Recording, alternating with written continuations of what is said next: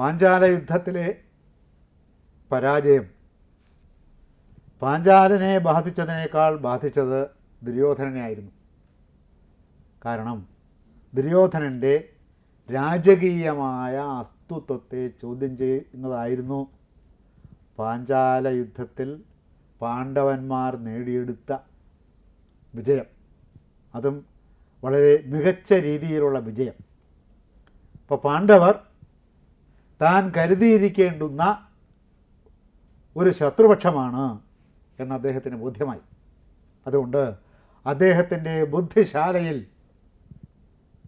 ആയുധങ്ങളെപ്പോലും വെല്ലുന്ന തന്ത്രങ്ങൾ മെനഞ്ഞെടുക്കുന്നതിൽ അദ്ദേഹം തൻ്റെ സന്തത സഹചാരികളിൽ പ്രമുഖനായ ദുശാസനനോടും കർണനോടും ശകുനിയോടും കൂടി തെരഞ്ഞു തുടങ്ങി. ഇവരെ ഒതുക്കാനുള്ള, ഇവരുടെ പ്രഭാവത്തെ നശിപ്പിക്കാനുള്ള തന്ത്രങ്ങളുടെ ആയുധം എന്താണ്? കാരണം ആയുധമെടുത്ത് പോരാടി ഇവരെ പരാജയപ്പെടുത്താൻ സാധ്യമല്ല എന്ന് അവർ പാഞ്ചാല യുദ്ധത്തിൽ തെളിയിച്ചിരുന്നു. പാഞ്ചാലനെ താൻ പരാജയപ്പെട്ടെങ്കിലും പാഞ്ചാലനെ പാണ്ഡവന്മാർ പരാജയപ്പെടുത്തുമെന്ന് അദ്ദേഹം വിചാരിച്ചിരുന്നില്ല. എന്താണ് അങ്ങനെ വിചാരിക്കാഞ്ഞത്? കാരണം കർണൻ അർജുനന് തുല്യനായ വില്ലാളിയാണ്.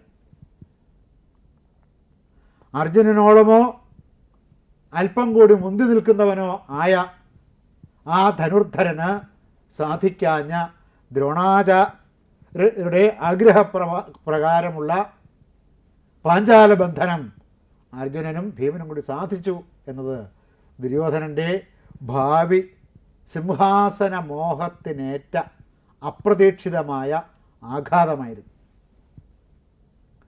ഇപ്പോൾ രാജാവെന്ന ഉള്ള നിലയിൽ അല്ലെങ്കിൽ പിന്നെ തനിക്ക് അസ്തിത്വമില്ല എന്ന് വിചാരിക്കുന്ന ആളായിരുന്നു ദുര്യോധനൻ.